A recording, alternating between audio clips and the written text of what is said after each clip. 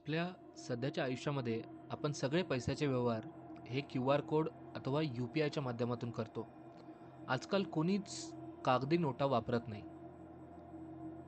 काही दिवसांपूर्वी जेव्हा डिजिटल इकॉनॉमी नव्हती, तेव्हा सगळी इकॉनॉमी ही पैशांवर चालायची, कागदी नोटांवर चालायची.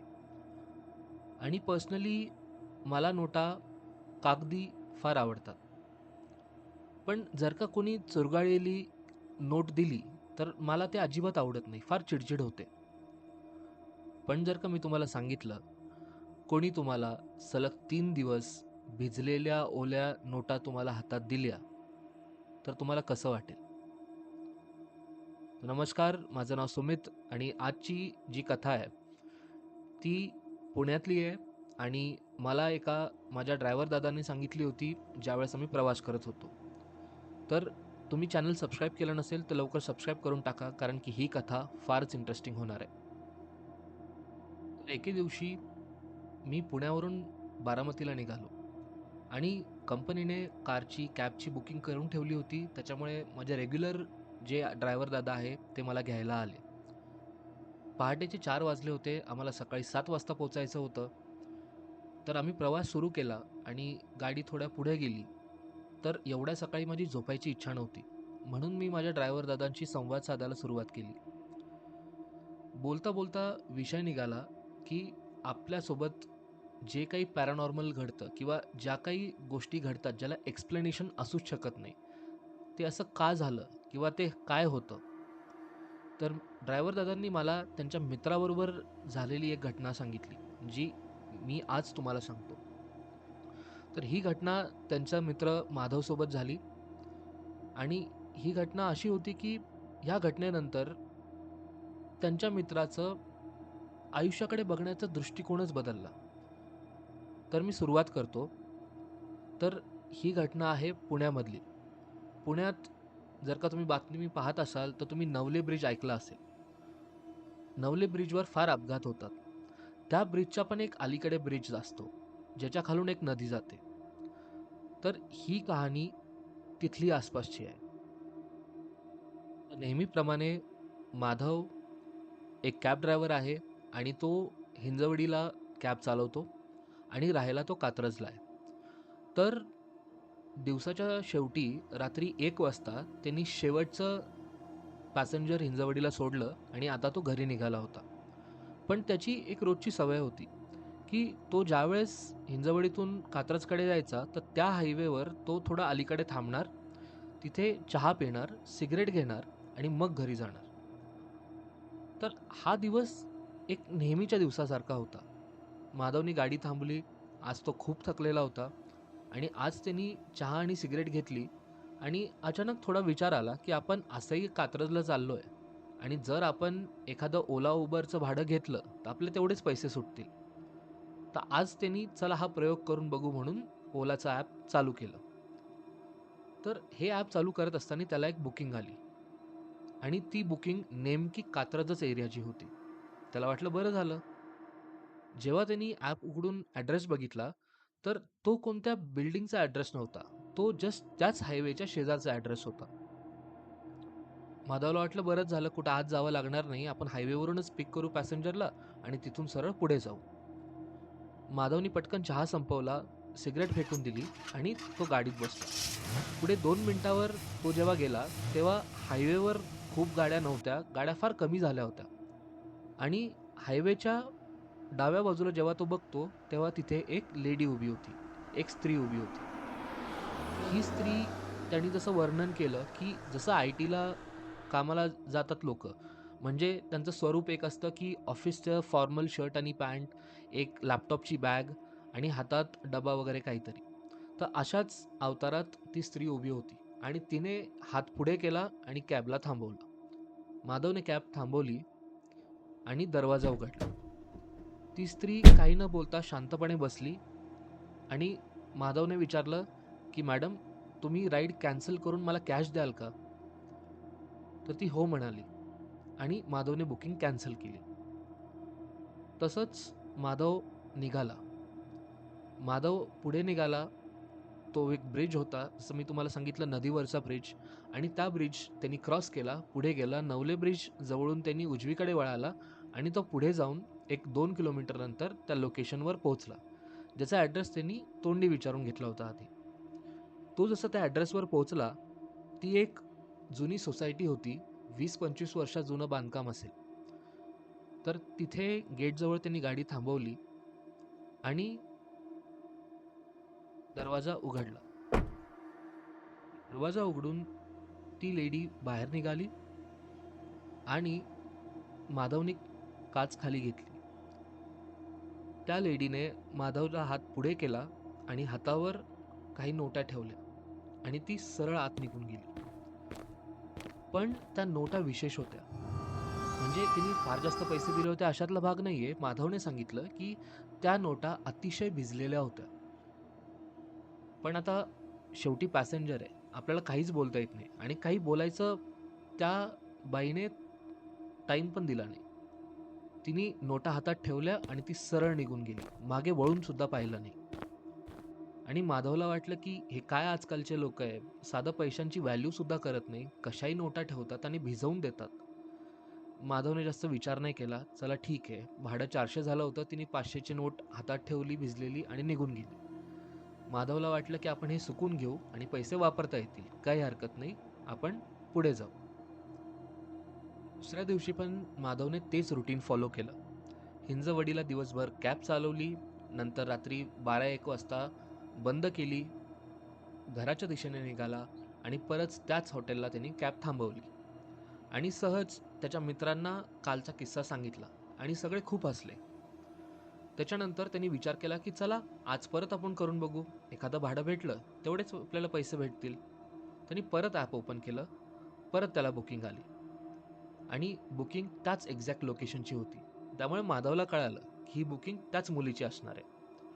माधवनी परत चहा संपवला, गाडीत बसला आणि परत एक्झॅक्ट त्या ठिकाणी आला. परत ती मुलगी त्याच अवतारात होती आणि माधवने गाडी थांबवली. नमस्कार मॅडम, या बसा, असं म्हणून त्या मुलीला बसवलं आणि गाडी सुरू झाली. माधवने विचारलं, आज पण कॅन्सल करू का? ती हो म्हणाली आणि माधवने तिच्या घरीच्या दिशेने गाडी नेली, कारण की त्याला पत्ता कालचा लक्षात होता. माधव इकडच्या तिकडच्या गप्पा मारत राहिला, पण त्या मुलीला त्याला काही उत्तर दिलं नाही. नंतर माधवलाही वाटलं की रात्रीची वेळ आहे, कदाचित ती अनकम्फर्टेबल असेल. त्यामुळे त्यांनी गाडी चालवली आणि तिच्या घरापाशी येताच गाडी थांबवली आणि परत दरवाजा उघडला. परत त्यांनी खिडकी खाली घेतली. तिने परत एक 500ची ओली नोट त्याच्या हातात ठेवली आणि सरळ निघून गेली. माधव 2 मिनिटं तिच्याकडे बघत राहिला आणि आज तो चिडला की हे काय नाटक आहे. प्रत्येक वेळेस ही बाई काय नोटा भिजवून आणते की काय, आणि अशा भिजलेल्या नोटा कोण ठेवतो. पण शेवटी त्याला वाटलं की ठीक आहे, आज पण बिल 450 झालंय, आपल्याला जास्तीचेच पैसे भेटले, चला सोडून द्या. आणि माधव घरी गेला. मग तिसरा दिवस उगवला आणि आज पण माधवने सेम रुटीन फॉलो केलं, कारण की हा त्याच्या रोजच्या जीवनाचा भाग होता. परत रात्रीचे 2:30 वाजले. माधव परत त्याच हॉटेलजवळ थांबला आणि आज तो म्हणाला, आज काही मी बुकिंग घेणार नाही, आजकाल लोक कसे कसे असतात. त्यामुळे तो मित्रांशी गप्पा वगैरे मारल्या आणि आज तो निघाला. आज त्यांनी ठरवलं की आज मला कोणतीच बुकिंग घ्यायची नाही आणि मला ओल्या नोटा नकोच. माधवनी गाडी सरळ घेतली आणि त्याच एक्झॅक्ट स्पॉटवर ती मुलगी परत उभी होती. माधवने गाडी थोडी स्लो केली आणि मग काहीतरी विचार करून थांबवली. कदाचित माधवलाही असं वाटलं असेल की आपली पण एक मुलगी आहे, कदाचित तीही उद्या मोठी होईल आणि तिला जर कोणी अर्ध्या रात्री मदत नाही केली तर कसं वाटेल.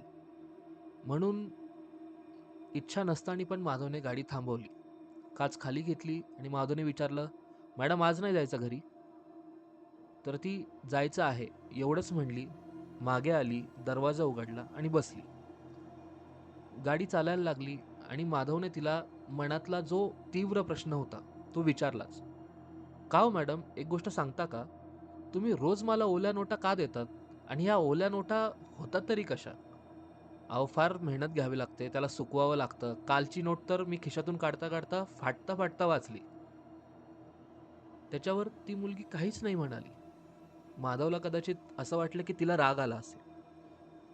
परत गाडी तिच्या घराजवळ गेली, ती मुलगी उतरली, त्यांनी काच खाली घेतली आणि आज तिसऱ्या दिवशी सलग तिने एक 500ची ओली नोट त्याच्या हातावर ठेवली आणि ती निघून गेली. आणि आज माधवचा संताप झाला.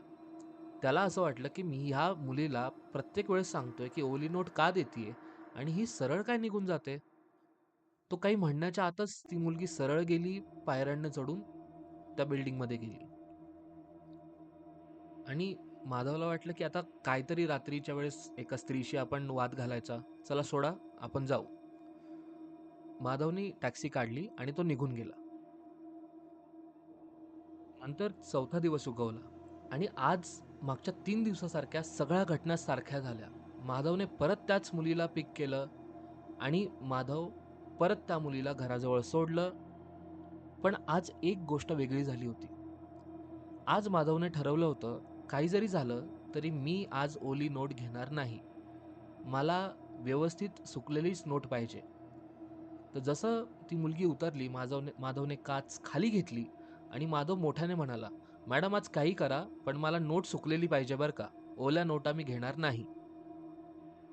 त्या मुलीने रागाने बघितलं माधवकडे आणि ती मुलगी सरळ चालायला लागली. ती तिच्या घराच्या दिशेने जात होती. आणि 2 मिनिटं माधवला वाटलं, की हे काय? म्हणजे मी तुला एवढं रात्रीचं घेऊन आलोय आणि तू पैसे न देता काय चाललीये? आणि रुसायला तू काय माझी नातेवाईक आहे? असं त्याला मनात वाटलं. माधव थोड्या रागाने खाली उतरला आणि तो सुद्धा त्या बिल्डिंगमध्ये घुसला. जसं त्या बिल्डिंगमध्ये गेला, तसं एक दरवाजा त्याला उघडा दिसला. माधवने आत जाऊ की नको असा विचार केला आणि 2 मिनिटं ते दार वाजवलं. तर एक म्हातारे गृहस्थ डोळे चोळत चोळत बाहेर आले आणि त्यांनी विचारलं, "काका, तुमची मुलगी आत्ता आली आहे ना? मला ॲक्चुअली पैसे घ्यायचे होते. ती आज न देताच गेली." आणि त्या गृहस्थाने 2 मिनिटं त्याच्या चेहऱ्याकडे बघितलं. ते थोडेसे हसले त्याच्याकडे बघून आणि म्हणाले, "या, घरात या, 2 मिनिटं बसा, मी तुम्हाला पैसे देतो." आणि माधव घरात गेला आणि बसला. आणि माधवला असं वाटलं की रात्री 3 वाजता कोण घरात बोलवतो आणि बसवतो. म्हणजे यांना भीती वाटत नाही का की परका माणूस आलाय आणि हा माणूस ह्याला घरात बसवतो. हे माधवसाठी नवीन होतं. म्हातारे गृहस्थ किचनमधून हॉलमध्ये आले, जिथे माधव बसला होता. त्यांनी माधवच्या हातात पाण्याचा ग्लास दिला. माधवनी ते पाणी प्यायलं. त्याला थोडी तहान लागली होती, थोडी चिडचिड झाली होती आणि तो म्हणाला, "काका, पैसे द्या, मला घरी जायचंय, खूप लेट झालंय." तेवढ्यात ते आजोबा म्हणाले, "किती झाले पैसे?"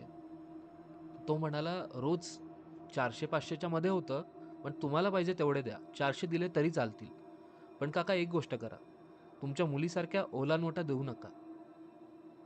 तर ह्याच्यावर तो म्हातारा हसला आणि खिशातनं पैसे काढून माधवच्या हातात ठेवले. माधव पैसे घेतले, खिशात टाकलं आणि तो बाहेर जाणारच. तेवढ्यात माधव वळाला आणि त्यांनी त्या म्हाताऱ्या गृहस्थांना विचारलं, "काका, मला एक गोष्ट सांगता का?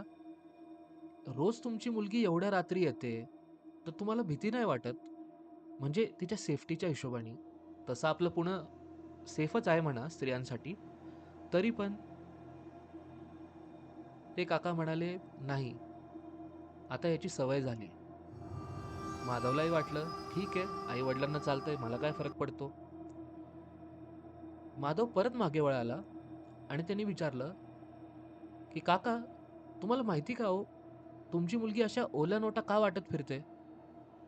तेव्हा ते काका म्हणाले, "तुमच्याकडे जर 20 मिनिटं असतील तर मी तुम्हाला सांगतो." आणि माधवला वाटलं की 2 मिनिटात सांगायची गोष्ट 20 मिनिटं का लागेल. पण असंही लेट झालं होतं. घरी गेल्यावर माधवला घरचे ओरडणारच होते.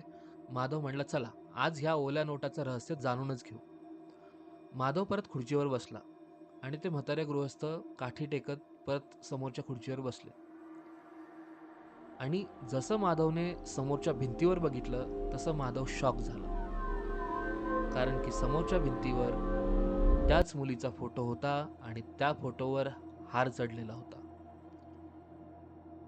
माधव घाबरला आणि माधवने त्या सोफ्याच्या खांद्याला पकडलं आणि माधवला असं वाटलं की हे काय आहे? म्हणजे कोण ना माणसाच्या फोटोला हार घालतो? त्यांनी त्या फोटोच्या दिशेने हात करून त्या म्हाताऱ्या गृहस्थांना विचारलं की "काका, हे तुमच्या मुलीचा फोटो आहे ना?" ते शांतपणे म्हणाले, "हो, मी हेच तुम्हाला सांगणार आहे." तर त्यांनी सांगितलं की "तुम्ही घाबरू नका. तुम्ही माझं ऐकून घ्या. माझी मुलगी 6 महिन्यापूर्वी वारलेली आहे. तिचा पाण्यात बुडून मृत्यू झाला." तर माधव म्हणाला, "नाही हो, असं कसं शक्य आहे? मी तिला मागच्या 3 दिवसापासून घेऊन येतोय. आज 4था दिवस आहे." तर ते गृहस्थ म्हणाले, "हे 6 महिन्यापासून चाललंय. ती रात्री तिचं काम संपवत असताना एका हॉटेलजवळ थांबली. तिथे तिने चहा-पाणी घेतला. ती एका कॅबमध्ये बसली आणि त्या कॅबचा अपघात होऊन त्या ब्रिजवरून ती खाली नदीत कोसळली. त्याच्यात तिला मरण आलं आणि ती गेली. पण ती गेल्याच्या 1 महिन्यानंतर एका अमावास्येला असं झालं, की रात्री 3-3:30 वाजता माझा दरवाजा आपोआप उघडला आणि फक्त दरवाजा उघडतो. पुढे काहीच होत नाही. कोणी त्याला नॉक करत नाही. आम्ही किती जरी लॉक केला, तरी तो दरवाजा 3:30ला उघडतोच." माधव भीतीने म्हणाला, "असं कसं शक्य आहे काका? दरवाजा उघडतो म्हणजे कोणीतरी येतंय, कोणीतरी जातंय ना?" तर माधव म्हणाला, म्हणजे ते गृहस्थ माधवला म्हणाले, की "तुमचं बरोबर आहे, पण आम्हाला कोणीच दिसत नाही आणि तुम्ही पहिले नाहीये, की जे रात्री 3 वाजता पैसे मागत आले.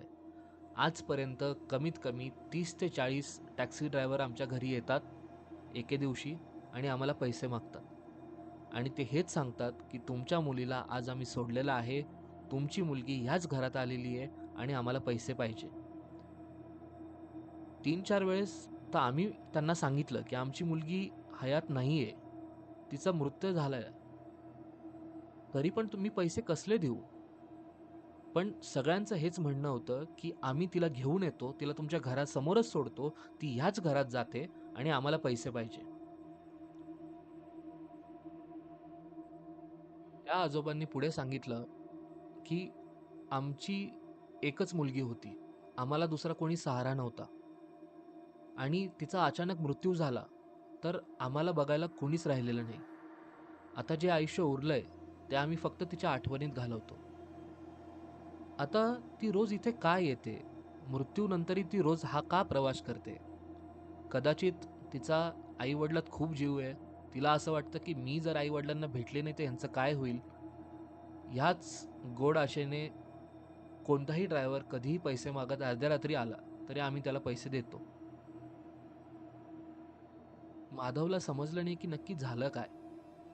पण माधवने हात जोडले त्या म्हाताऱ्या गृहस्थाचे. त्यांना आपला नंबर दिला, की "आजोबा, तुम्हाला काहीही मदत लागली, तर मला फोन करा. मी होईल तेवढी मदत करेन." आणि माधव खाली उतरला. माधव पटपट खाली उतरला, गाडीत बसला आणि सुसाट गाडी त्यांनी घराकडे नेली. आणि हा किस्सा त्यांनी आपल्या मित्राला सांगितला, ज्याने मला सांगितला. तर मी माझ्या ड्रायव्हर दादांना विचारलं, की "तुम्हाला काय वाटतं? हे काय असेल? ती भूत असेल, पिशाच असेल, चुडेल असेल, की चेटकिणीचा काही प्रकार आहे?" तर माझ्या ड्रायव्हर दादाने एक सुंदर वाक्य सांगितलं, की "साहेब, ती प्रेतात्मा असू शकते, भूत असू शकते, नाहीतर काही पण असू शकते. पण मला असं वाटतं, ती एक मुलगी आहे, जिला घरी जायचंय. आपल्या आई-बापांना भेटायचंय. त्यांचं कोणीच नाहीये तिला सोडून. कदाचित म्हणून ती पुढच्या प्रवासाला जाऊ शकत नाही. कदाचित म्हणून ती रोज त्याच ब्रिजजवळ उभी राहते, कॅब बुक करते आणि आपल्या घरी जाते. आणि तिचे सुद्धा वडील रोज तो दरवाजा 3:30ला बंद करतात. तर तुम्हाला कधी कोणी ओल्या नोटा दिल्या, तर एकदा तपासून पहा. तो हात तर थंडा नाहीये ना?"